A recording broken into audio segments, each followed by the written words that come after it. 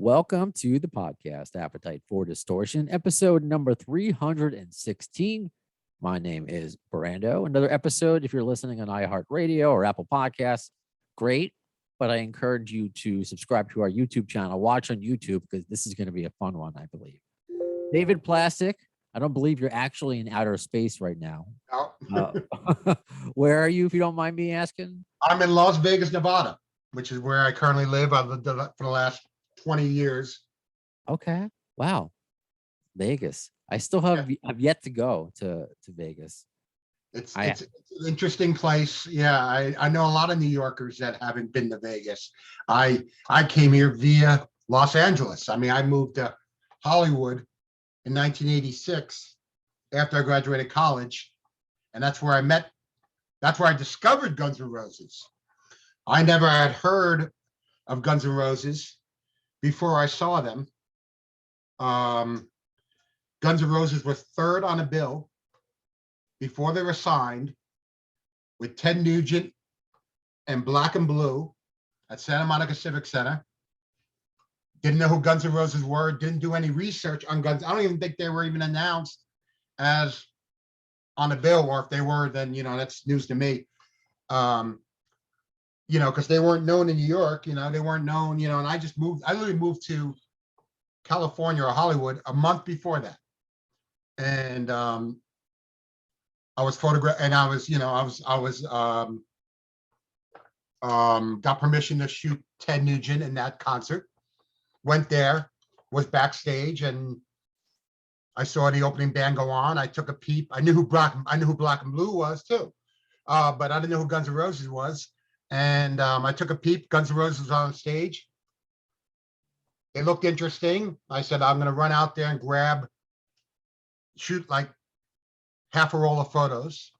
Back then we were pretty limited on what we could shoot, and everything cost money. I actually saw Robert John in the pit, Robert John being their staff photographer, Axel's good friend, so on in the pit. He already had a Guns N' Roses jacket. I'm like, who is this band? and why do they have some guy, like, who's this guy, all with his denim jacket and this and that. And so I went in, because I don't want to miss on any opportunity. This band could be huge one day. And, 6 months later, I was glad I took those initial pictures, which we'll show you online when we get to my site. We'll show you the very first pictures I took of Slash. I didn't meet them then. I didn't know them. I didn't meet them backstage. I wish I would have, because then I would have seen the street scene gig, because I was actually at the street scene, but there was 100 bands, 30 stages, and you couldn't be everywhere.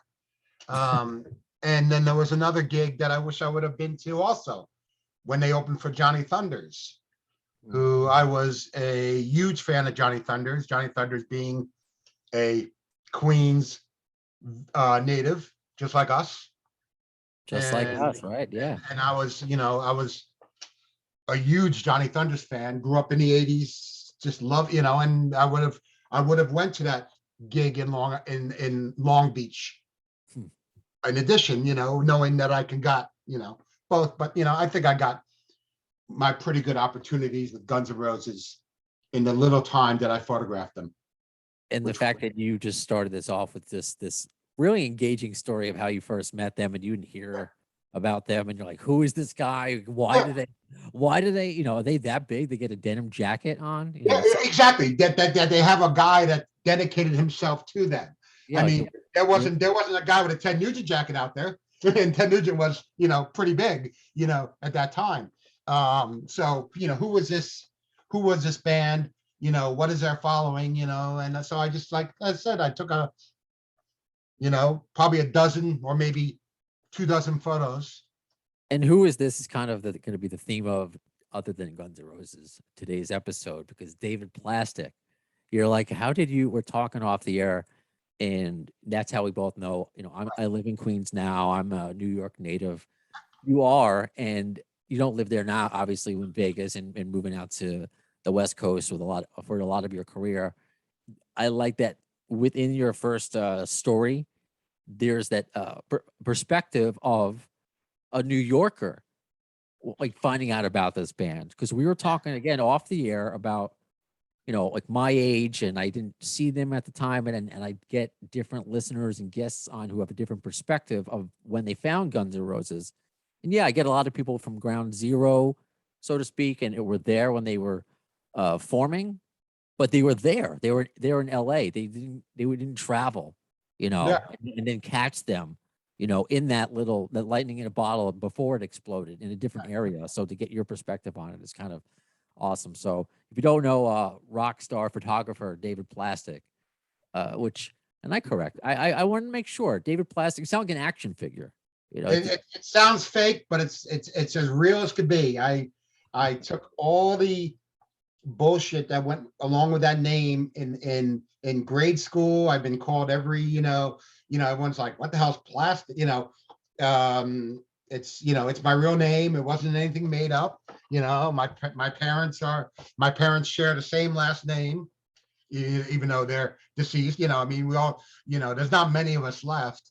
Plastik is a very uncommon name, and it seems fake, but no, it's as real as could be. And it's just a coincidence that I'm in the rock and roll photography world or whatever, where it seems kind of made up, or, just like Slash, that's not his real name. That's, Axel's not his, he's, there's none of them, Steven Adler's the only one that used his real name. right. Not even Izzy, of course. Yeah, not even Izzy. Jeff is yeah. You didn't know. Plastik's okay. And no offense to any of my radio friends, but if you were like David Rock, or David Metal, then I'd be like, I don't know. I don't know if I want to talk. But Bob Rock, I don't think changed his name. I know. Well, I think that's his real. Is that his real name though? I think so. I think so. I think so, because Mick Rock didn't change. Mick Rock, the photographer from the '70s that just passed away 2 days ago. Did you know him? No, I actually never met Mick. I mean, of course, I know of him. Big fan of his, but no, I never got to meet Mick. Mick really didn't exist past the '70s.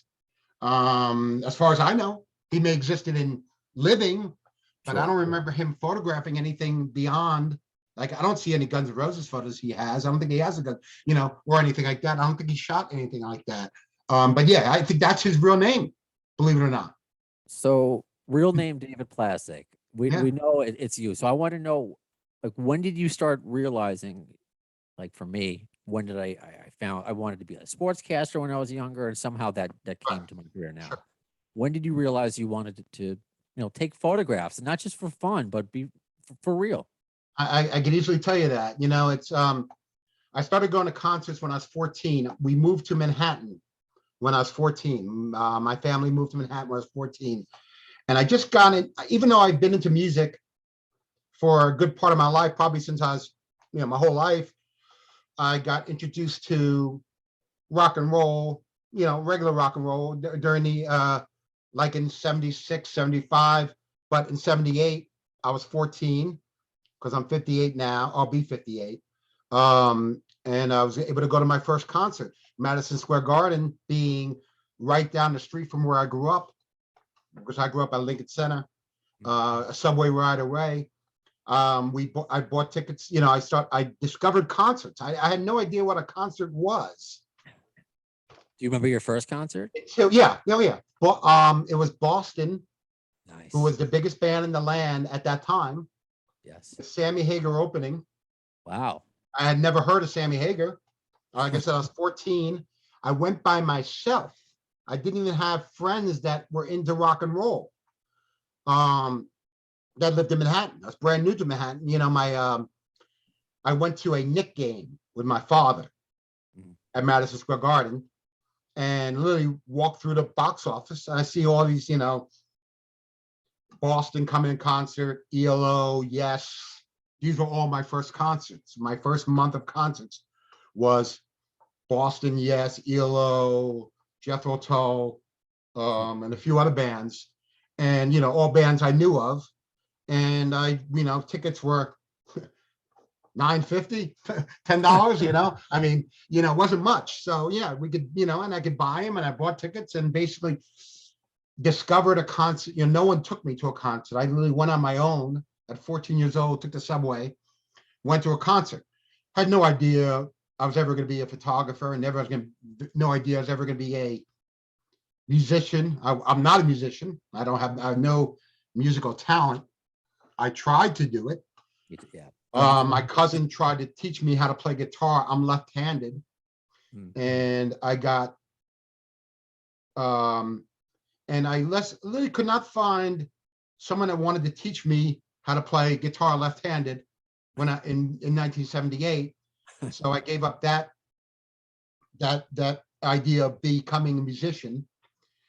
And the funny thing was, becoming a photographer in 1980, I already have gone to concerts for 2 years. I gone to a lot of concerts, and my father was not the biggest fan of my long hair, my listening to rock and roll music. He wanted me to, he didn't understand. So he bought me a camera to give me a new hobby, instead of rock and roll. Little did he know, I bring that camera to a concert in Central Park. This was when the Dr. Pepper Music Festival was existent in 1980 in Central Park in Woolman Ring, which was literally in my backyard. Central Park was my backyard because I lived on 63rd Street. So right there, literally you could hear the concerts from our window.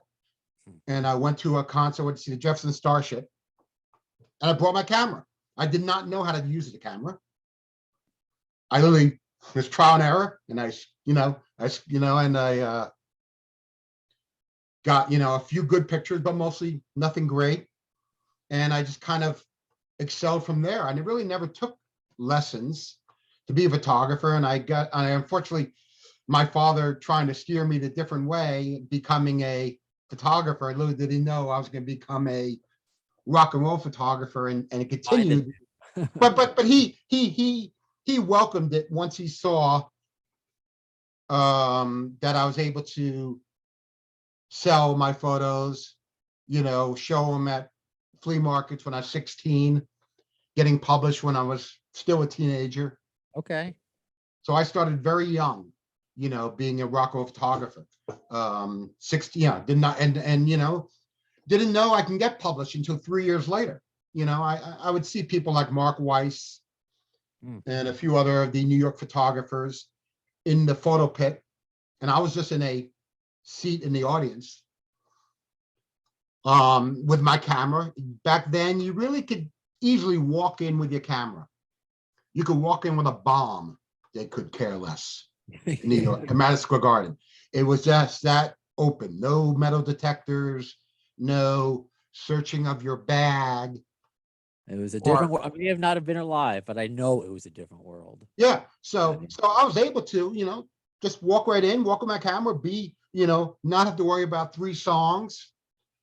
I just had to worry about getting a good spot. Did you have a tremendous setup?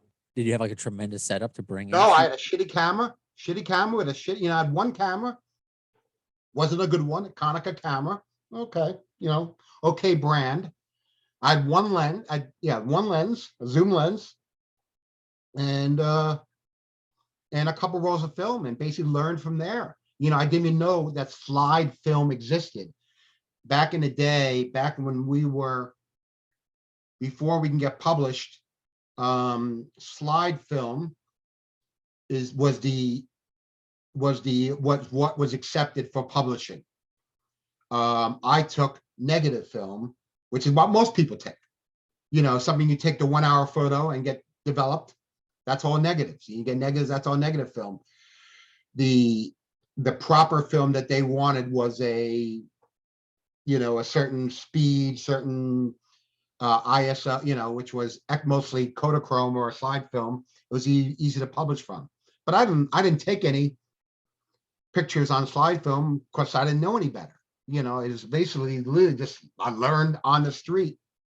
Did you watch people like Mark Weiss and kind of, did you either watch them or did you approach them? No. Did any of them see you at all? Say, who's that kid, taking photographs? There was a bunch of us, to tell you the truth. There was a few of us. One of my best friends, whose name is Eddie Maluk, who also was a legendary rock photographer, shot much longer than I did, and he's got amazing Guns N' Roses photos too. We all kind of were just teenagers, rock and roll fans. We didn't look at it as a commercial vehicle. We looked at it as a something to bring home from the concert, just like a T-shirt. Then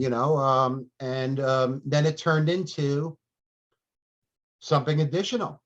Oh, I can get this published. Oh, I can become Mark Weiss. I could become, I didn't know anyone beyond that. I saw maybe Mark's name or Neil Slozauer's name, Neil Preston, all those, name photographers in magazines. I would pick up Circus Magazine or Hit Parader or even Rolling Stone back in the 80s. I'd see a few days, but I really kind of, it was literally by mistake that I became a rock and roll photographer. It was literally just, like I said, my father buying, I didn't say to him, I want a camera to take to a concert.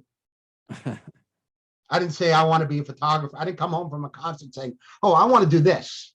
He just literally bought me a camera, and I just said, oh, I see people with cameras at concerts. Why can't I take one to a concert? And literally figured it out from there. What just a concept of what really isn't. It's long ago, but it's not that long ago in the grand scheme of things, and just where we are now with everybody with a camera in their hand. And yeah, and I think, and I find myself guilty at times. I like to say I do it now for the podcast, where you look at through your camera at the band a little bit. So do I. I still do it. I'm still used to it. It's but just... back in your day, oh my God, I just said it. Back in your day, when you said it was like to take a piece of the concert home with you, almost like a baseball card. I just think like a collectible.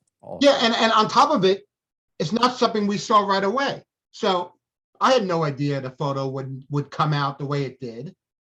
Yeah. You had to take the film. It's not like I could take, now photographers are so privileged in what they could do with the technology, which is why I don't do it anymore, because literally you could be a person with your phone and get exactly what I can get basically these days.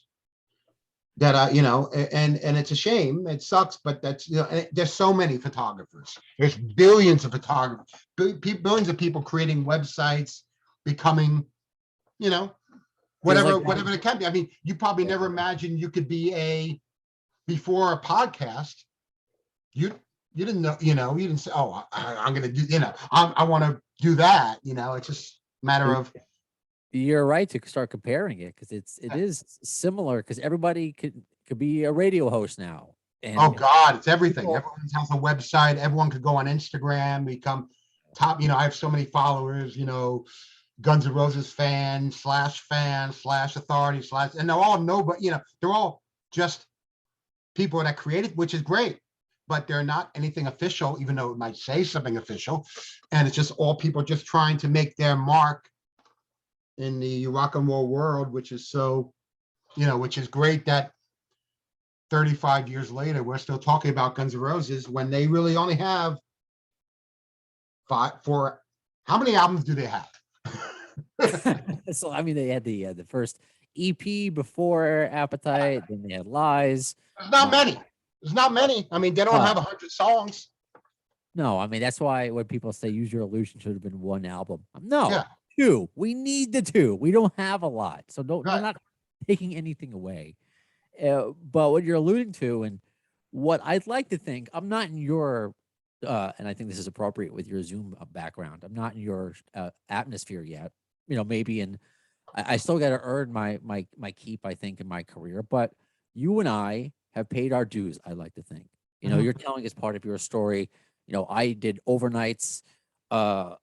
Staying awake for days at a time, moving, the Cape Cod, a New Yorker living in Cape Cod, so all these different things. And now with this GN'R podcast, it was I guess not quite the same accident, but it's not my job. It happened by accident. And I love getting to interview people like you. And people keep saying yes to me, and my interviews get picked up by news outlets. So, I mean, the difference I think between for you and I is that there's some sort of credibility there that we fought hard, we paid our dues, we try to, so let's get to some of your, I do what I can, telling my truth to the microphone. You do it through a lens. So let's share screens right now. This reminds me. Oh, did you freeze, by the way? I don't know if you're doing a rap pose. He might have froze. So if David froze, I'm going to pause it. So this happens sometimes when you do Zoom. That's okay. I thought he was listening to me really intently. So I'm going to pause and see when David comes back, because we're going to share screens and we're going to look at some of his photos, together here on our YouTube channel. Okay. That's okay. It happens. It was just funny. I don't know. Maybe if when you go back and watch this on YouTube, David, now that David's back, I thought you were listening intently on me. You were in some sort of like rap pose, and then I'm like, he's not moving. He either had a stroke or it froze. So it's okay. No. I mean, even though the life I lived, I wouldn't be surprised by a stroke. Because I've lived, I'm lucky I'm alive. You could even ask people like Slash and Steven Adler that all knew me back then. I just ran into Jack Russell from Great White about 2 months ago, who's not in great shape himself. And he even said to me, he goes, I can't believe you're fucking alive. Because I was a mess back in the 80s. I kind of took the exploration route of drugs and debauchery and all other kind of badness that went along with Hollywood in the late 1980s. It's funny now that you say that, and I do talk about the serious side of all of this at times. Mental health, addiction. I think I'm coming up on my 6th year without alcohol. I always forget. It's like, I don't know why I always forget it, 5 or 6, but it's 6. But maybe some of when we go back and we talk about, they are a success story also, Guns N' Roses. That's why I talk about it now. Back in the day, they weren't.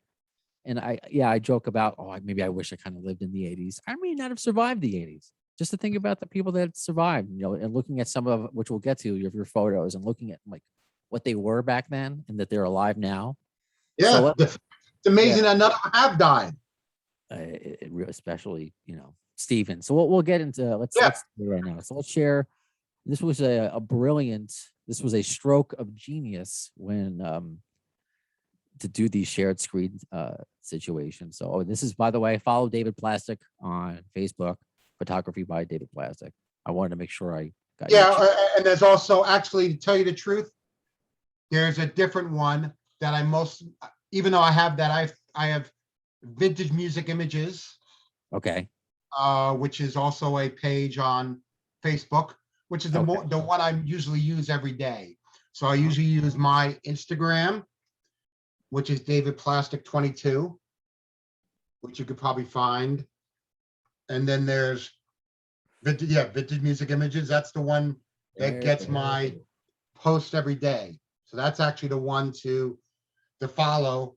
Or you could even friend me, and sometimes I'll accept, but I'm getting to the point of too many friends. I have 4,700. I'm getting to 5,000. I'm gonna have to start deleting or doing something to accept everybody. Well, don't delete me just yet. So as we're going, let's go to your website, and we looked up Guns N' Roses. And so where would be, guide me through here. We want to look at those first photographs you took. Okay, let's keep scrolling. Hold on. Keep scrolling here. Let's see. I gotta find them myself. I'll spot them. All right. Okay. Well, let's see. Keep going. And by the way, if you're looking at Zoom, you're looking at like, oh my God, I know all these photos. And yep, right. They're all plastic. And they've all been pretty populated on the internet. Let's talk about, because you may have seen them, but unless you bought them from David, they should have the watermark on them. Yes, but unfortunately, someone got to my site back in 2006 when I first started my website, a website, which doesn't exist anymore, but it was a different one. It was called 80s Rock Photos. and someone got into the back end of our site and decided to download every single photo that was in there. We didn't have great security. We didn't have, so we managed to, so that's where they all populated, I guess, the black web or dark web or whatever you want to call it, that the Guns N' Roses people have access to. I still haven't seen any of the first photos yet. There's a couple of pages of Guns N' Roses being right there, 287. 287. Right So there. okay. That is from that. If you want to click onto that, Okay, that's so you can even see because Slash is using a BC Rich. He didn't have the Gibson guitar. That was the Santa Monica Civic Show. I didn't know who was the focus point of the band. Like I said, I had no education on the band. I had no education on music. I had no education. Literally just okay. Might as well take a few pictures just in case. wow. I'm looking at him right now. It's funny. I'm looking at Axel. He's wearing his keys around his freaking neck. He I is. mean, He's got it. I don't understand what that is. I don't think that's a decoration. That might really be. He probably had no dressing room, or or didn't want to lose touch of them. It's funny because those are hanging around his neck just below his nipple ring. But I'm wondering because we had Mark Cantor on recently again, and he told the story that he's never told before. He's somebody with a million stories where him and Axel decided to go shooting TVs just for fun, and Axel they lost their keys to the car, and Mark Cantor's wife thinks that they're dead because there's no cell phones back then. It turned out Axel left his keys in his boot the entire time. And just didn't realize. So I'm wondering if those are the same keys. I don't know. That could be. And Mark Cantor is another person that I really don't know. And it's funny because like he exited when I came in. Interesting. I saw his podcast. He has that first 50 shows, first 50 gigs. And I think this show actually is one of the first 50 gigs. I've been wanting to contact him. We have a lot of similar friends, and I am friends with him on Facebook, but we've never kind of got into it. Maybe in the future we'll do an episode. Me, you, and Mark. We'll do a sure. So definitely possible. We have involve myself. We have a few common friends. A very good friend of mine is Michelle Young, My Michelle. Yeah, who would be the one of the liaisons of our because she knows both of us. She was there in the beginning. She's probably the oldest the longest fan that of Guns N' Roses that I would know. I don't know a lot of the early people. I've spoken to her briefly on Facebook as well. She's very nice. Obviously a bit timid to tell her story, which I respect and appreciate, but she's a very lovely person. I dated her sister, and Michelle was a good friend of mine, and who knows, and she lived, and she still she's still friends with the band. She goes backstage, and and when there is a backstage. I don't think there's backstage anymore. Right. You tell that story whenever you hear My Michelle. Do you I dated My Michelle's sister? I've said that. I would say that too. And I say I know My Michelle. I know, and it's who she's about, and I know everything about her. I knew her father that was in porno. He worked in the porno industry and so on. That's all. All that is true. And the mother passed away, unfortunately, and and it's all of it's true.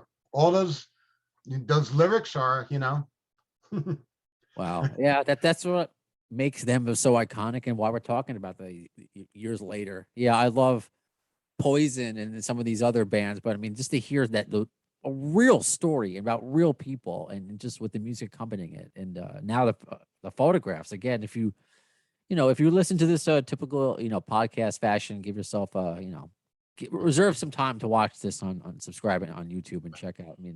Getting back to this photo, getting back to this photo, it's an early Guns N' Roses. They weren't signed. You can see Slash doesn't have his big head of hair.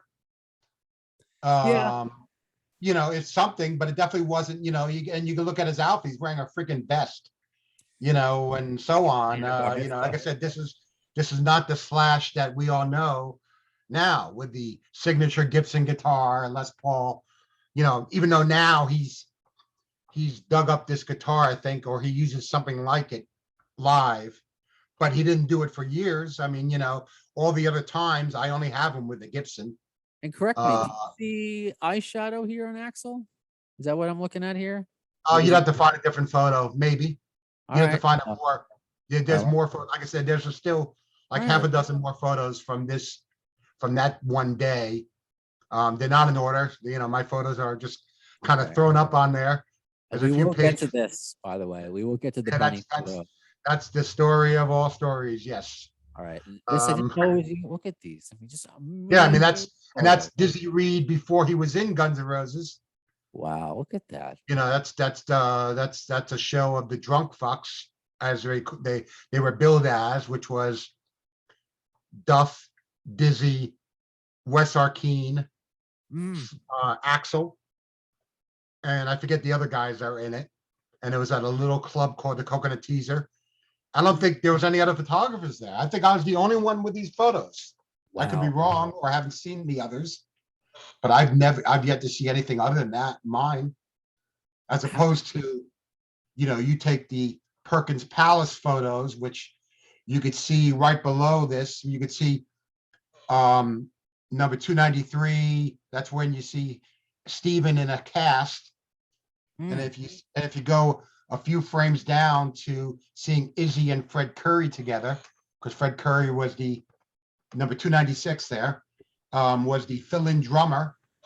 Yes, Fred has been on the show. Before fill-in drummers were popular. These days, the world has, the show must go on. Yeah. No matter who you stick in there. But back then, if you were missing Steven Adler, or if you're missing, the show wouldn't go on. But they did get, Fred in there for a couple shows. And Steven was still there, with his broken arm and, which you could see in the other photos.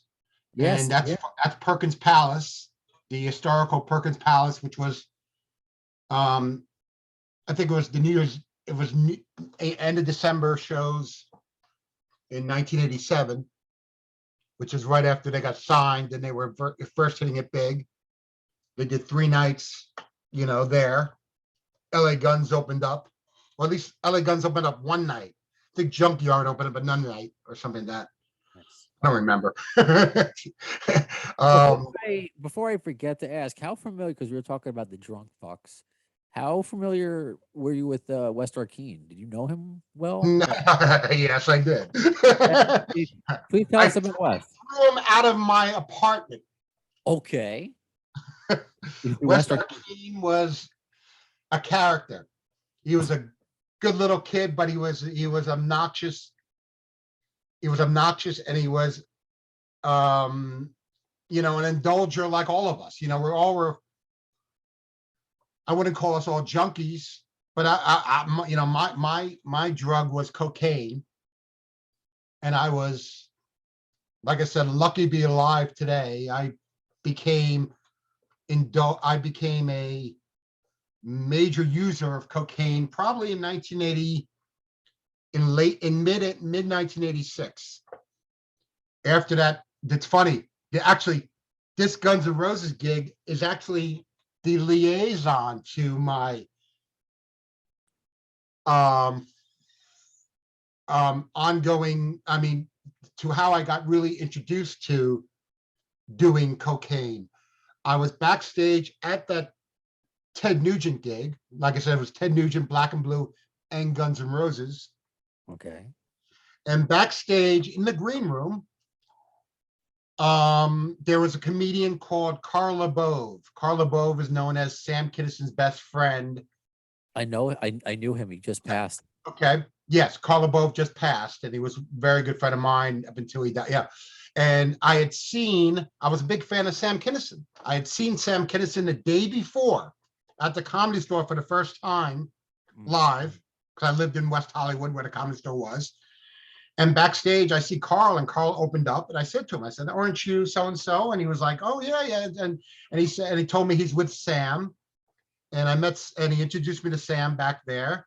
And from that day, that night, Sam Kinison, Ted Nugent, Carl LeBove, and a few other people all went and had Thai food at 2 o'clock in the morning after going to the Comedy Store to watch Sam perform after the Guns N' Roses gig. And I don't want to credit Sam Kinison with teaching me how to indulge in the cocaine, but he did. He taught me how to do more than, a little bit of cocaine and survive. Yes, I was Sam's photographer, and I have some of the greatest Sam Kinison photos. I know they're all on your website, but I didn't want to lose my Guns N' Roses. Oh yeah. Sam Kinison, was a good friend of mine. Still the funniest comedian I've ever experienced, alongside of George Carlin and Richard Pryor and Rodney and so on. But the legends, just legends. Sam was just beginning. Sam wasn't known. I told him I told him, let me take a picture of you and Ted together, and I'll get it in Billboard magazine, who I was working for. Actually, you're seeing a picture right there with right there where you are on the top right. There's Sam, that's CeCe DeVille, Steve Lukather. Slash is in there somewhere. Okay. Slash is not in that photo, but there's Dweezil Zappa. Okay. There's Carl LeBove to the right. But Slash is there. Slash is there also, but he's there somewhere. That's at Sam's I think it was New Year's, but I could be wrong, in '88, where everyone joined him because Sam was the rock and roll comedian. Yeah. He loved rock and roll, which is his connection to me was. He was like, "Oh, I brought everyone down to see Sam." I'm like, "You got to see this comedian." I would bring people like Steven, Slash, Fred Kurtz, Poison, all those guys that were friends of mine. I brought them all to see Sam, and and hang out and take pictures, and so on. And then later on, we'd all go back to a house in the Hollywood Hills, in back of the Comedy Store, which was known as the Comedy Store Party House. And we all just would party all night until we couldn't party anymore. And literally that included endless cocaine, alcohol, and whatever else. And I literally, you see that Ted Nugent, that one right below on the right. If you keep going to the right. Okay. Keep going. You had a picture with Ted Nugent and Sam, and that was that night, that same night, same Guns N' Roses night. So the day it's actually, you could see it on the bottom right. No, the very bottom right. Keep going. You're on the side. Yeah, you're getting do you not have a? I might not have your. I don't know if we're looking at this. I thought we're looking at the same thing. I thought we are, but maybe not. Anyways, it doesn't matter. Anyways, we're doing well. So that night was a very, instrumental night in my rock and roll photography, and meeting the right people. If I didn't meet Guns N' Roses that night, I didn't meet them that night. But if I didn't take pictures of them that night, I might not have taken pictures of them later on. There's Slash and Sam Kinison right there. Yeah, there we go. Look at that. And so on. That's what we talk about. The fact that Slash is alive, that Steven is alive, and it's just and I didn't expect that from your story, to be honest with you. So I'm glad that you're alive, David. Plastik. Yeah. Oh yeah, I was the worst. I don't know if I would have survived. If you ask if you ever come across Slash used to make fun of me, even though, I didn't divulge in heroin, which he did, and so to me, he was much more extreme than I was. But I was extreme in the way I just divulged in cocaine. I just couldn't stop. When Sam introduced me how to do it, I wanted to be amongst them. So I felt my way of being amongst Sam Kinison every night, or rock and roll, I had to be, into cocaine or into partying or whatever. And so I just went extreme and luckily came out alive 35 years later. I've been off, I stopped doing, my last time I ever did cocaine was 1989.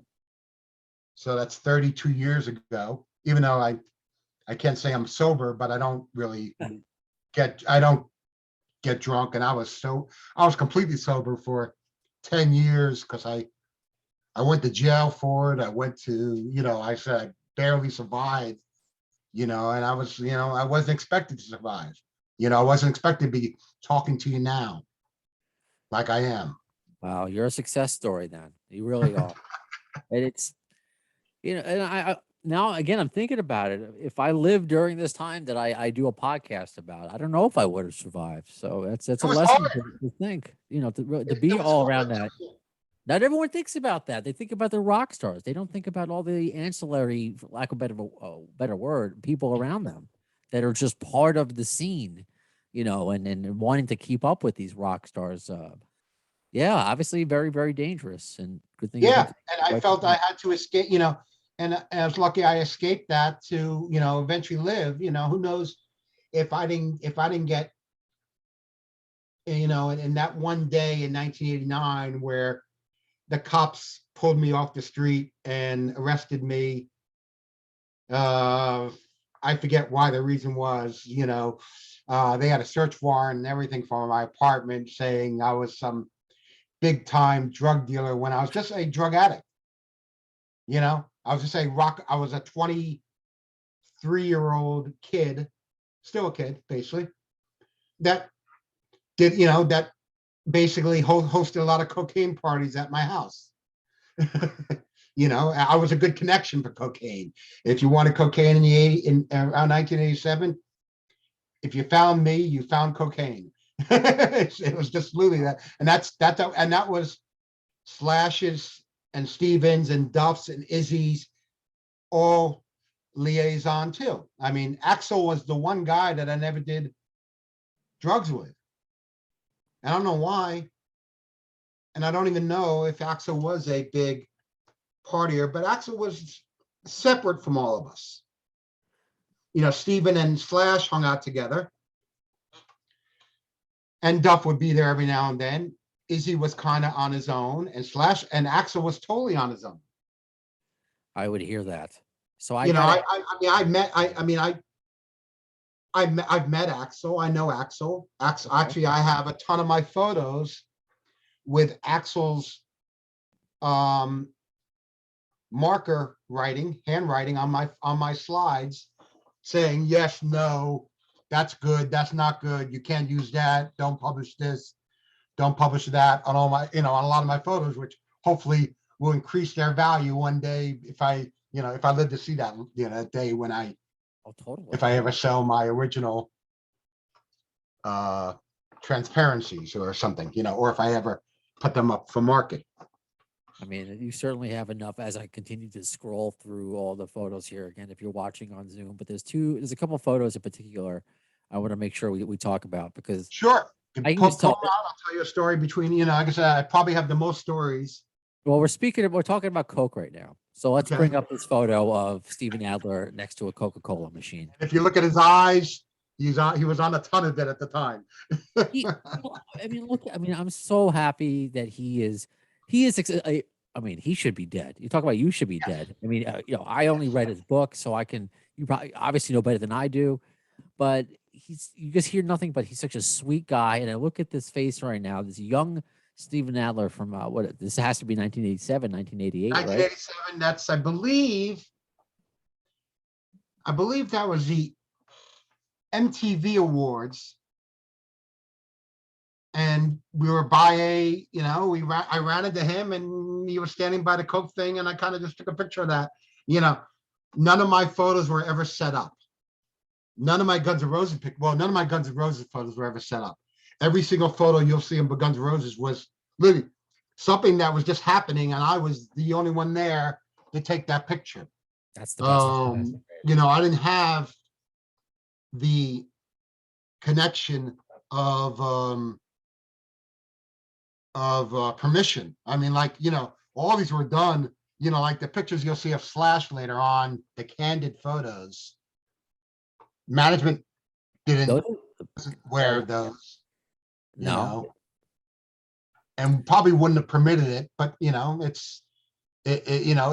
was Slash's way or Steven's way. Yeah, hey, we'll let you come over and take pictures if you bring cocaine with you. I mean, that said, whether or not you actually gave Steven Coke, another Coke, before or after this photo, I mean, in his face, he's just so wide-eyed and bushy-tailed, and bright-eyed and bushy-tailed, rather. It's just like those, like you said, those photos that aren't set up. Like, I just don't think you would get that kind of organic smile from him. Yeah, know, no, so- no, these all these ones. If you see the Slash sitting down on the bed there, it just went. Oh, that's. I thought that was the same night, but that's the MTV Awards right there. The one you're showing right now of Steven. Steven, beautiful smile. Look at that. So I guess the other one was a different day because the other one, he doesn't have a shirt. He wasn't, you could see his tattoos. That one of Slash, Just lying down in bed like he just woke up. that's at a hotel. That's Okay. at a hotel in Hollywood after the whiskey show in 1987. I don't know the exact date. I could probably find out. But they played the whiskey, a go-go. And we all went to me, Slash, and Steven went to the hotel room afterwards, their hotel room, and continued the party. And I had my camera equipment with me. And, and basically, it was just, go ahead, take some pictures, whatever, I don't give a shit, And and photo. This is an iconic photo. People have Yeah. seen it. Guaranteed. Yeah. Guaranteed.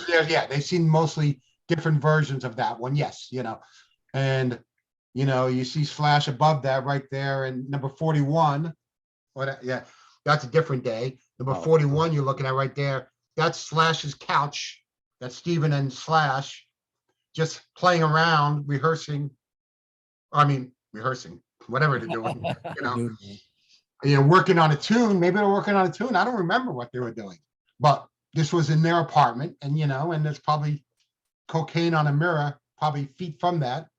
I'm not proud of that, but it's not nothing I'm not going to talk about because it definitely happened. And I'm sure, even though I didn't read Slash's or Steven's books, I know that they didn't not include any of that. No, they're open about it, and they Yeah. have to be. I mean, Slash almost died. I mean, he has to be sober. Same thing with Steven. And I think them now, like, it's not like they say, "Oh yeah, we were so cool back then." I think you lived through it, thankfully, and it happened. It's not something that you would do again, I guess. I don't know. That's why we don't do it anymore. Right. I mean, it still exists. I mean, cocaine's still around. I haven't seen it in 30 something years. Actually, I can't say that. I actually was around somebody that was doing it as a month ago, but I just sit there and shook my head. I'm like, oh God, really? Wow. That's an 80s drug, Yeah, that's a lot of movies tell me that. This photo, this was one of the versions of this Slash. There's a much more iconic one and better one. Actually, if you scroll to the top right there, search gallery. See that? Yep. Type in Bunny. Bunny. And okay, right there. That's the money shot. So okay. If we added, if people again are still listening on the podcast version, it's the Slash photo where he's wearing the bunny ears and the bunny nose and teeth, and he has a cigarette hanging out of his mouth. It gets shared by and it's not a TikTok filter, which people actually thought.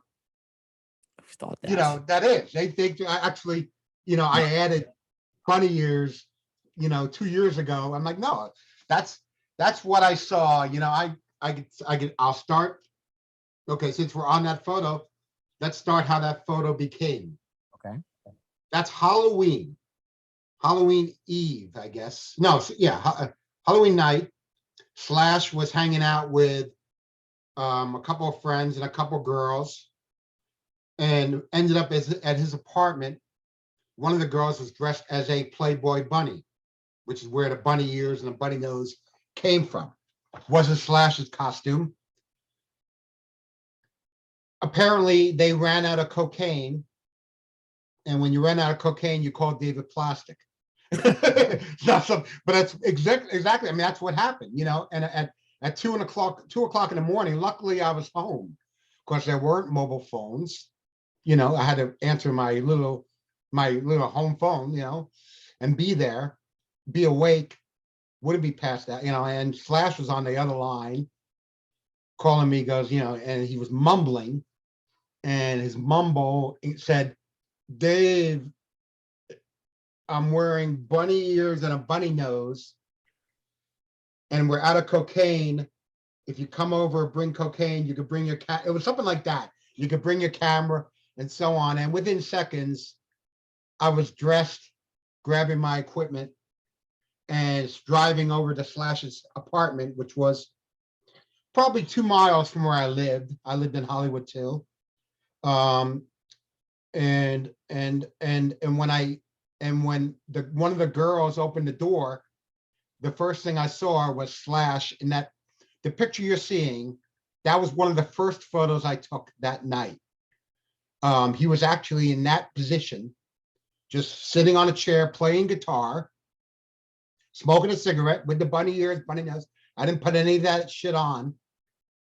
And I saw that, and I dropped, and I literally grabbed my camera, and knew that if I didn't take the picture then, it wouldn't exist a second later, because once I took the cocaine out, the nose wouldn't exist, because he'd have, you know, he would need his nose, his real nose, to snort the cocaine.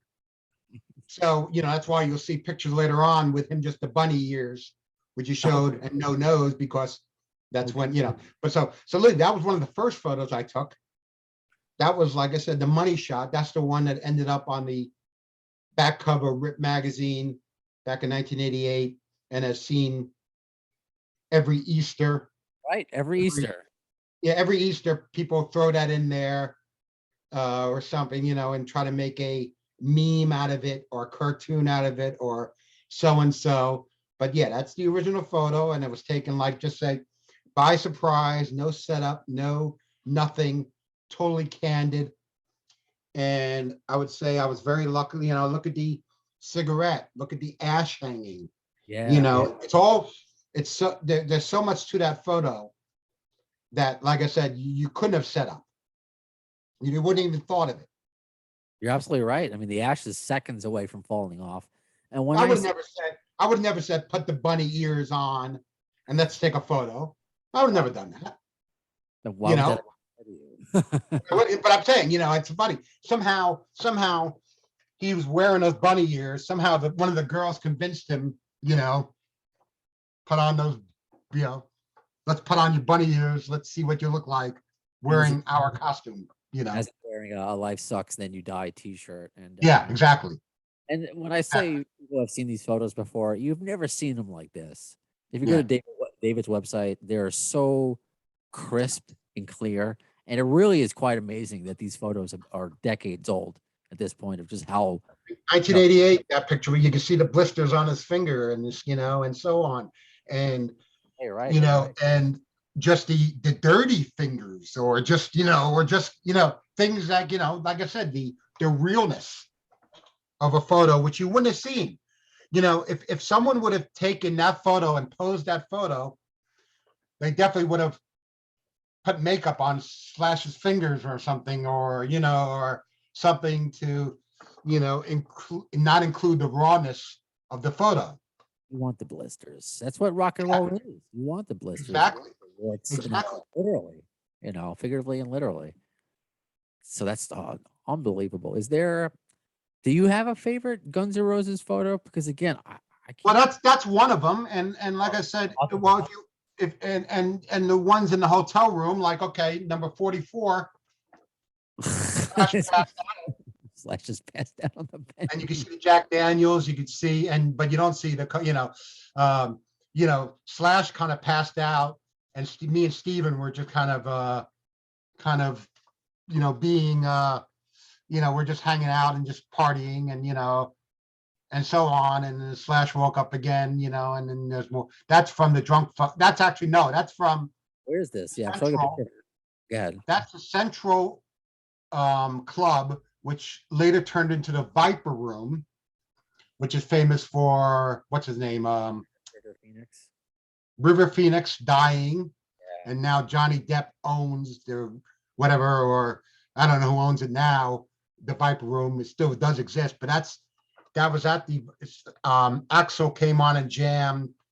There's a picture of him and Ricky Rackman together, and that's what it was. It was something to do with I forget what the exact occasion was.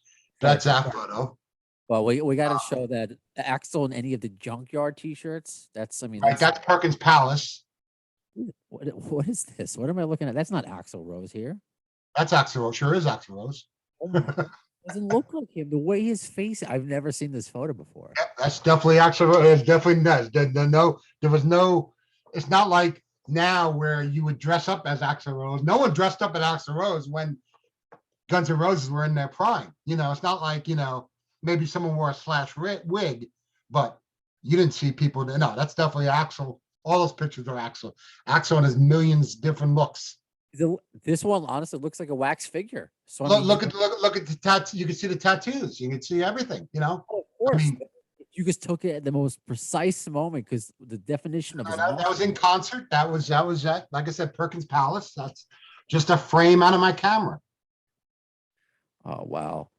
It just wait. Oh, who is this? This is Steven in bed with some lady that you're. That's I could tell you her name, and she's actually very famous. But that's Athena Lee, Tommy Lee's younger sister. They were Steven and Athena were dating at the time. Athena was also in a few bands. She's a great drummer. Not like her brother, but Slash just passed out next to them. They're all in the bed together. Yeah. Oh, that's the 80s. I know. And they have the same hair too, which is great. Both teased up. Yeah. Well, again,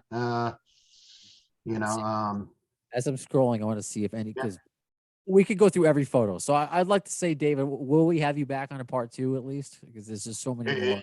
Like I said, you can go as long as you want today, but if you want to do part 2, you're welcome to it. I'm not, I don't mind. I like telling my stories. I like, promoting my site. That's right there, Dell James. It's a great photo. I always seen. Yes. Yeah. So Dell. I'm sure Dell is Guns N' Roses tour manager. At that time, he was just good friends with Axl. That was again the Drunks Fuck gig. You could see West Arkeen is right there in the photo. Also, that's West. Yeah. Okay, on guitar, and that's so and at the time, I think Dell was just a contributing writer to Rip Magazine at the time. Until he became, eventually became their tour manager and has been so for the last God knows how many years, He's pretty, I'm glad I've never got a chance to interview Dell, but I know we would get along. He's very responsive. Or see him with hair. I was going to say this too. I mean, the long locks. I mean, David, myself, I mean, we miss those days. I mean, hey, you should see my hair. My hair was similar to Slash's. I had you can see some pictures on my on my Facebook of me. You usually didn't see me because I was going with the camera. So no one else took pictures of me. So I'm always the one that was there behind the camera. But I had I had hair very similar to Slash and Fred Curry. I had the, wild curly afro kind of hair, which I no longer have. You and me both, bud. Our bald is beautiful, but still, we miss it at times. When we're headbanging, we miss saves me a lot of money on shampoo and hair products. Very true. So now, due to this conversation, I know the picture we're looking at now with Slash with no nose. See, the nose is gone. So post cocaine bunny. Okay. Yes. And again, that life sucks. Then you died. Cut off shirt he's wearing is just Slash. Always had an affinity towards those specialty T-shirts. Yeah, Just it's, I guess whatever he could acquire back then, and someone would give him, he probably wore anything. It was always a black T-shirt. sure. You know, That yeah, goes for all of us rock and rollers. Uh, exactly. how is when you were taking photographs of Izzy? Because I know you said he was elusive. Did you ever have any encounters with him? I guess. Oh, yes, I can tell you a story about Izzy. Okay. Izzy, I can't remember why, but we ended up in my apartment. I think we were at either the Rainbow one night or something, and Rainbow Bar and Grill, which is the most infamous nightclub, restaurant, hangout in Hollywood, where everyone go, and and Izzy, who lived literally walking distance from where I lived. We both lived on Hollywood Boulevard within blocks of each other in an apartment. And somehow Izzy wound up in my house. I guess we went and had to go do some cocaine and party. And I eventually passed out. He left on his own. The funny part of the story was the next day he comes over unannounced and knocks on my door. He has his bicycle with him, literally like a Schwinn bicycle, Okay. that he rode over to my house because that was his method of transportation. And he came over to grab. I guess he's somewhat of an artist, and he was doodling on paper, just some art and doodles and like this weird art. And he wanted to get him. He wanted to get his doodles. So he Okay. could knock him in. Oh, could I grab what I left here? I thought, okay, grab it. And then, that was the one night I had with Izzy. But I think it's pretty funny because, like I said, he just, Izzy Stradlin comes knocking on your door riding his bicycle, and he's only like in the biggest band at that time. But they didn't have any money. Money was kept from them, which probably kept them alive. That's You know, as opposed to, you give someone money, they'll go and get whatever they can get, and unfortunately might end up in the wrong place, the wrong time, and dead like West Arkeen or whoever else, or Todd from Faster Pussycat, that was Slash's best friend, that died of cocaine, or actually heroin, probably. That picture right there, that's Slash and a snake in his apartment. Actually, I just received that photo back. That photo was missing until a month ago, Wow. since 1987. How do you go missing and you get it back? If you could. Well, back in the day, all we had were slides. Okay. Okay, actually, give me 1 second. Sure. Okay. This is live, not so live podcast. But isn't this as we kind of play intermission music while David's getting something? Isn't this brilliant? All We have more photographers and do this shared screen stuff. Our photos consisted of slides. This is an original slide. This is actually Vince Neil, Motley Crue, 1984. You probably can't see much of it, but I see. But that's what it is. That's what it is. Okay, and that's what we had. We didn't have digital images. We didn't have any kind of else other than that slide. So that slide, if Hit Parader wanted one of my Guns N' Roses photos, I would have to send them that original slide. I didn't have two of them. I had one of them. And if they never returned it, yes, I lose out on it. And believe me, there's many of those. There's many things that weren't returned, that were stolen by interns or whoever else. They wind up on eBay. This one actually was from my Swedish photographer friend, Michael Johansson, Hmm. who is a top Swedish photographer. He photographed, he's got, if you ever see his Guns N' Roses photos, he had incredible access. He has sessions that are amazing. I didn't have the Guns N' Roses session. I didn't have it. Like I said, I wasn't one of the lucky photographers. I was the one that kind of made my own kind of mark in there. He Made your was, own- since he worked for a Swedish magazine, he can get permission from Geffen Records or their publicist or Alan Niven or whoever else you needed to get permission to do. And he had, since he worked for Okej magazine, which is OKEJ, which at the time was Sweden's biggest, it was like People magazine of Sweden.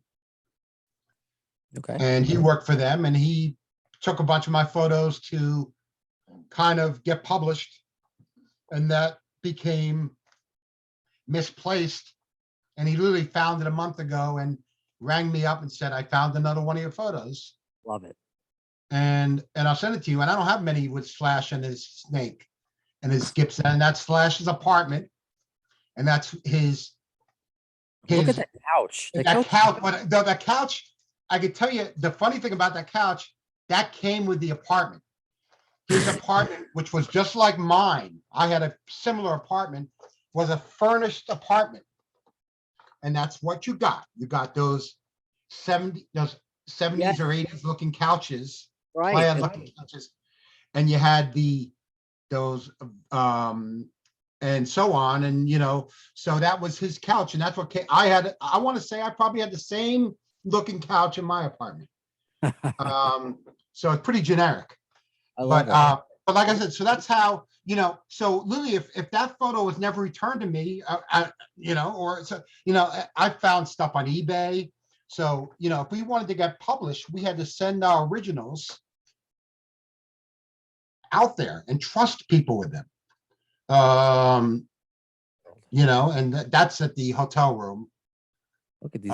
With I mean, again, go on his website of Steven and Slash in their hotel room. It's just, again, the quality of the photos is just, it's like you took them yesterday. Yeah, and like I said, it was with not the greatest camera, not a roll of film, not unlimited. So back then, you meet somebody, you meet a photographer that goes to a concert now. You can see Slash on the phone there, whatever. They take 3,000 photos a night. Mm-hmm.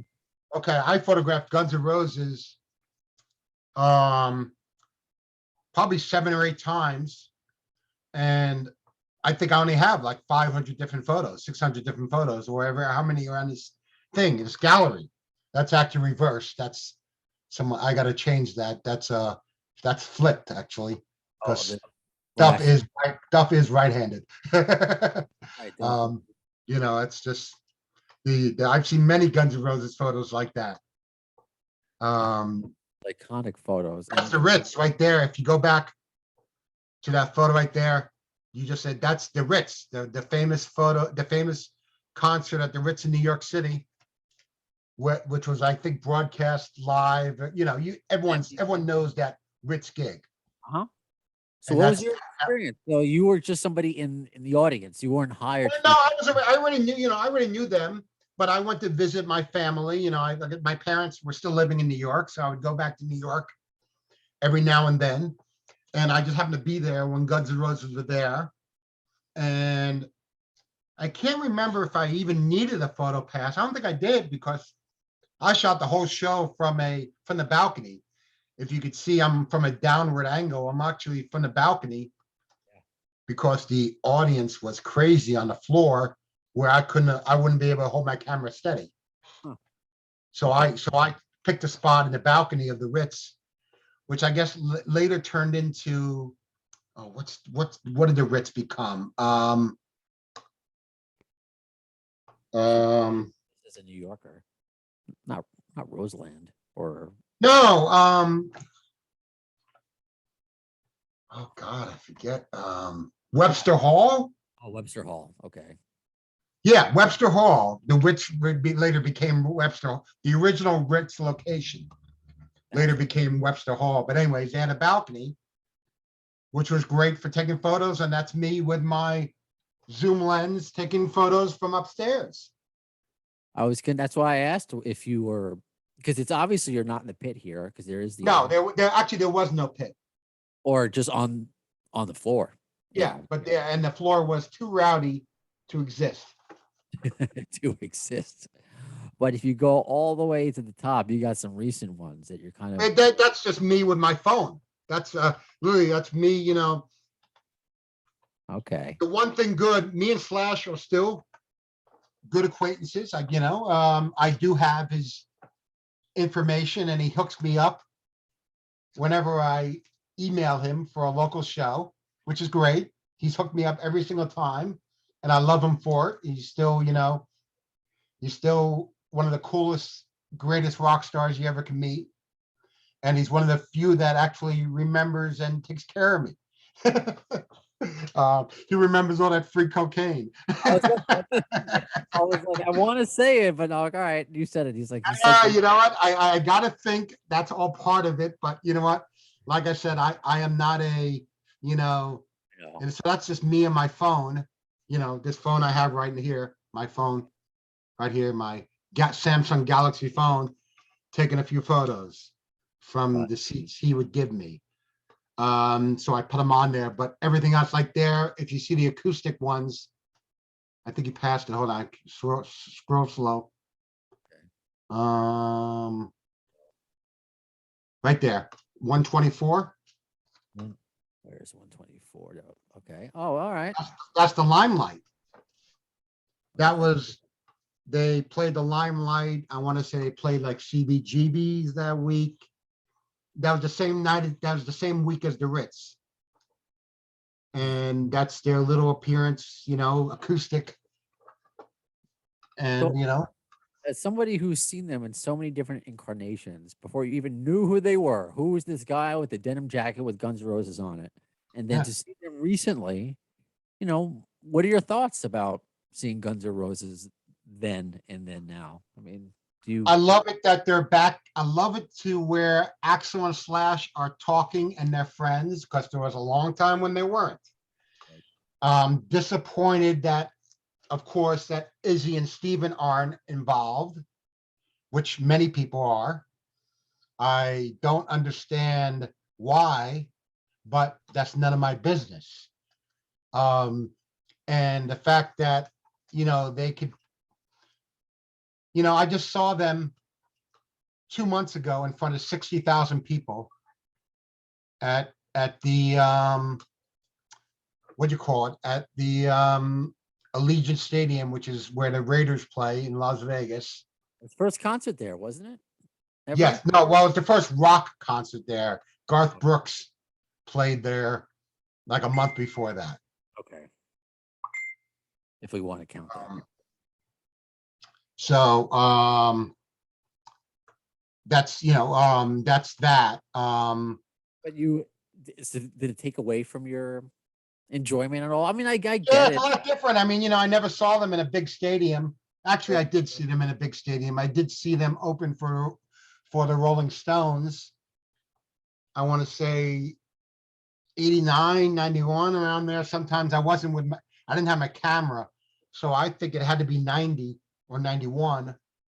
But they opened for the Stones at the Rose Bowl in California, which is bigger than Allegiant Stadium, but they weren't the headliner.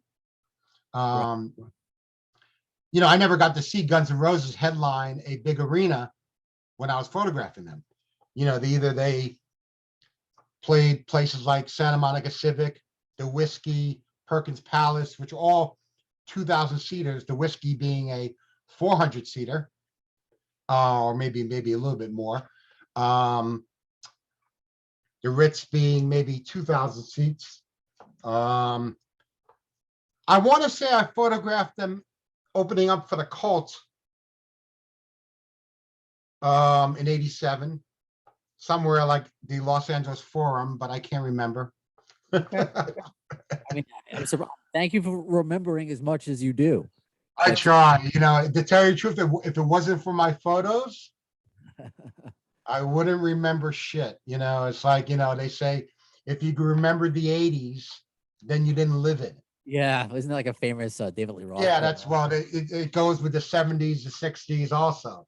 Sure. But So I encourage people. So maybe I'll give you a little heads up. So when we bring you back on part 2, to go to David's website and look at the photos, and if there's a picture you're like, what is the story behind that? Because otherwise we're sitting here looking through how many photos you said you had of GNR. I mean, it's 700, 600 to yeah. 700. So we can't do that. I'm sorry, we can't do that in one episode. But it's brilliant. Again, all the little details about where you were, the conversations that had, how the impromptu, it just What happened. and what I remember. But it's also just right now interesting when you're taking these photos with your phone. I mean, it's amazing. I remember that phone call from Yeah. Slash, Yeah. and it was, it's funny, you think of it, Slash calling me up, I mean, you think of it now, but back then, like I said, Slash really wasn't anyone beyond just another wannabe rock star. He probably, if you asked him back in 1987, would you still be relevant in 2021? He probably would have laughed at you.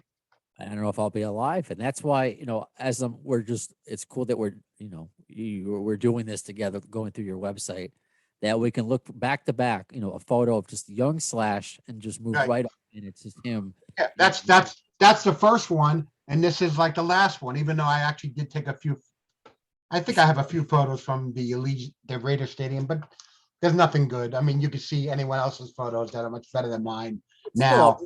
Yeah, I use my phone, but even though I photographed Todd, I went to see Todd Kearns, because if you're a Slash fan, you know who Todd Kearns is. Sure, love Todd. Todd's great. Todd's a Vegas local, even though he's not a Vegas native, he's a Vegas local, and he just played his birthday gig on Saturday, and he actually used in his social media my little photo that I took with my little phone, as opposed to the professional photographer that was sitting in the pit, and used my photo to represent his social media, as so nice. I still know how to frame a photo, but I'm just using a little lousy camera phone, as opposed to a professional technology driven camera that you could do, really, you can cook chicken with these days, along with taking pictures, it's just like I said, the ability they have now, I wish I had. If I could see all my mistakes in present time where I could have corrected them, as opposed to 2 days later when you can't correct them. If my flash was on a wrong setting, or if my film wasn't loaded right, or if someone was out of focus or something like that, you didn't see that. You had no idea what your photo would look like until a day or two later. And that was the great thing about photography, because you could actually be excited. It's like opening a pack of baseball cards and seeing who you have, who you got. It was like going to 1 hour photo with a small canister film and getting back 36 photos to flick through. I remember. I'm not that young. I know. I said, but that day it was a sheet of slides. See, back then it wasn't even prints.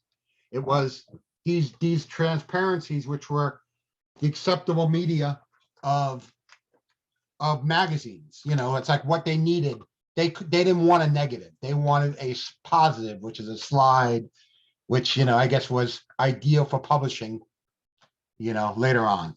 I think it's great that so many of what you took and didn't know was so, like, again, so many of them look so crisp and clear now. But as we go on, there are ones that, like, okay, is this too bright? Is this out of focus? And like, okay, they look great regardless. But still, it's interesting to hear you say that. I could show you even that but you could see, okay, let's 257. I'll tell you a quick story about that one, and then I guess we'll go head on to part two. Okay. Okay. Flash. But yeah, like you said, it's these days, if you look at pictures these days, if you look at a Guns N' Roses photo these days, the color is a lot more different. The lighting is a lot more better. The cameras can get, they usually use natural lighting, or the flashes don't wash out the photos. You could tell which photos were taken with a flash as opposed to natural lighting. We didn't have the ability to take pictures with natural lighting back then. The film didn't exist for whatever. Yeah, it just, like I said, the technology that they have these days is I wish I had that. Wish I had the ability to click a photo and not have to worry about having enough film for the end of the night. Right. It was just that you had to preserve your film. Right. You had to preserve your film. Yeah. You had to save your film. You couldn't click at everything. Literally, I had to wait for a shot. Now you can literally take a billion shots in a sitting and then edit them later. You had to do the editing before you took the shot back in the day. If that makes any sense. It makes all the sense in the world. Kids these days. Okay, well, let's get back to this photo. Okay. Steven sleeping on that same hotel room after the whiskey, which you saw Slash on the bed. Now this is where he first passed out. With a beer. So it's not staged that he has a beer in his hand? It's not staged? Say again? So it's not staged that Slash has no. Well, Steven staged. Okay. Steven kind of sat next to him and said, let's take a picture. And you notice how they matched their tattoos. If you know Steven and Slash, they had the same tattoo on their left arm. Yeah. Okay, if you click on that photo, just click on the photo where you get it you get it in its own, scroll up, you can see it's the same photo. I mean, same tattoo. They kind of made it to looking where it's like one tattoo, but it's two tattoos combined to be one. It's the same, they had the same tattoo. And so Steven actually sat next to Slash, who was passed out with the beer in his hand there, the Budweiser, still holding a beer. But and you can see his ashtray of cigarettes and his Jack Daniels and his earring, his loop earring, and so on, and coffee and whatever else is there. And I guess, and so Steven just created that shot, which you could also see. It's actually published in his book. If you have a copy of Steven's book, I do actually. I haven't looked at it. You can see a photo of that, or maybe the next shot, or there's a few of those shots. There's ones with his eyes open, with his eyes shut. I don't know which one they used, but it's in there. And if you look at number 263, you can see the leg of the girl that was wearing the bunny ears. Oh, all right, nice little. Okay, that was the girl that was wearing the bunny ears, who we don't know who she is. Well, we don't no longer. We know who she is. We have not found her since. But there's another girl that's there that we have found, and I still am in touch with. That was also there that night, And but that leg belongs to a girl named Krista, I think her name was. And she was the girl that was dressed as a bunny, the Playboy bunny, where those bunny ears and bunny nose came from, that Slash is wearing, and so on. And that guitar is the famous Joe Perry guitar. If you're a Guns, I'm sure you know the story of Slash acquiring Joe Perry's 70s Les Paul at a pawn shop in 1987. Somehow he found it and he returned it, or gave it back to, he managed to acquire it somehow, buy it from pawn shop, and gave it to Joe Perry as a present. So that's the guitar. And you could see, actually, if you see Aerosmith, Joe Perry still uses that guitar. That's a very valuable Les Paul, probably worth $250,000. or And something. It was probably worth $800 at the time Slash bought it. wow. Just Okay. wow. Wow. And he gave it to Joe, but that was the famous guitar, and that's how that's how Slash kind of got back in touch with me. I was one of the few photographers that had a picture of that guitar, candidly, and he needed it for something. And he contacted me through Lon Friend, famous editor of Rip Magazine, who's still one of my closest friends.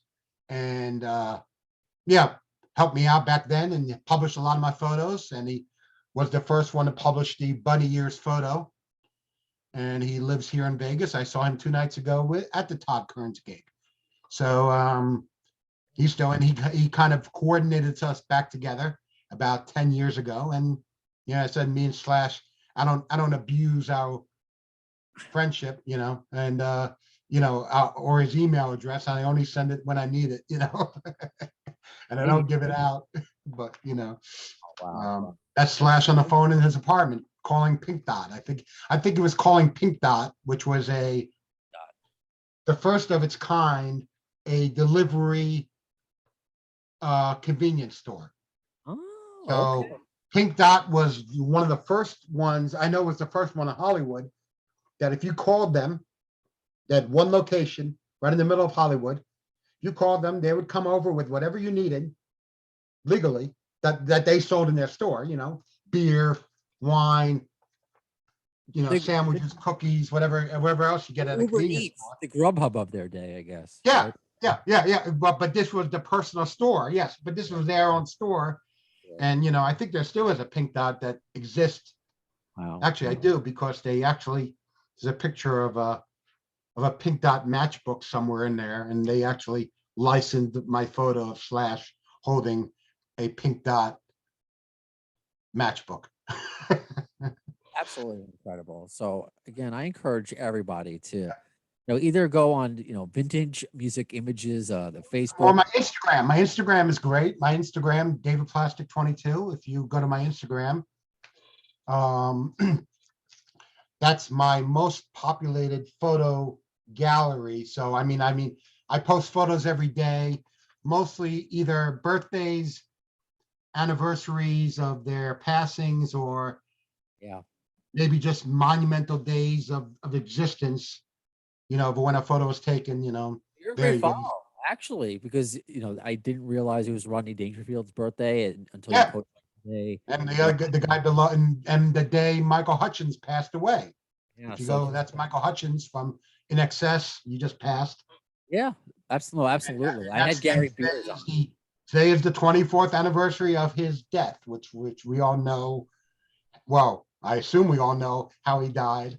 Yeah, I know it's up for interpretation, but no, it's sad regardless. We were lucky to have Gary Beers from In Excess on the show at times. So I mean, it's a real history lesson. Not only are these cool photos to look at, one of a And kind. that's the US Festival. That's the US Festival, which was my very first trip to California. Back in 1983. I never was in California before that. I flew out there for that concert. I was 19 years old. Didn't have a photo pass. Brought my camera in as just as a fan, and managed to get, whatever photos I could that night, that day, over those 3 days.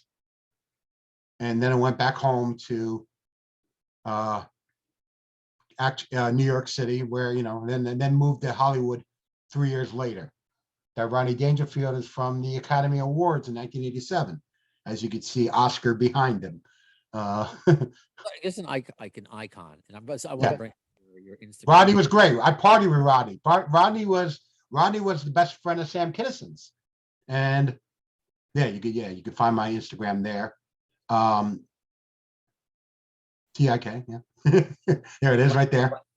That's my Instagram. Follow me. You don't even follow me. Okay. I followed you back on Twitter. No, that's it. So yeah, I accepted your friend request on Facebook, and I followed you back on Twitter. So now we got to do the Instagram thing. So yeah, again, people look, whether it's Instagram, Facebook, his website, Find a photo, because again, we're just talking obviously mainly about Guns N' Roses, but if there's a photo that David took that you want us to talk about on part 2, tell me, right? Send a message. So obviously David is just a wealth of information and stories, and I mean, it's just been a lot of fun. I could keep going. Don't keep saying you got to keep going. I got to feed my cats. I got, I can't keep you here forever, David. But this was a lot of fun. I don't know. Are you getting messages now? Is Slash texting Yeah, you? people are just messaging me, don't know that don't even. And the funny is, the person that's messaging me wouldn't even know who Guns N' Roses is. I get him. I got him. Because Uh, I have another, if you look me up, I was also a professional poker player for many years. I did look that up. I was surprised. I didn't know Yeah, that. so I eventually went on and I just actually competed in the World Series of Poker 2021. I have nothing good to say about it. I'm not the current champion, but I did have a pretty good career in poker for many years. Hey, it's better than me. I'm pretty good at Uno. So that's my game. Not poker. David, this was a pleasure. You were so fun to talk to. I can't wait to do this again, but we need to digest all this information that you gave us, and people to do their research. Again, go to your social media, your website, and get questions in. As you were able to tell through this conversation, each one has quite a story attached to it. And I love the fact that you made your own luck. You were talking about before not being one of the lucky ones to be, in the pit. You really made your own luck, and it paid off. And uh, Right. above what we were talking about earlier, I'm glad you're here and we're having this conversation today. Well, sounds good, Brandon. Let's go. Let's look forward to part 2. Sounds good. So that does it for this episode of Appetite for Distortion.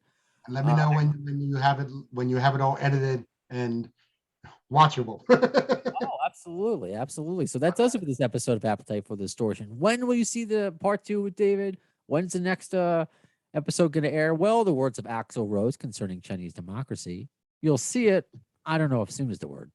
Well, it won't be not in this lifetime. But it will be. No, it could be, like I said, whenever you want to do it. I have nothing to do.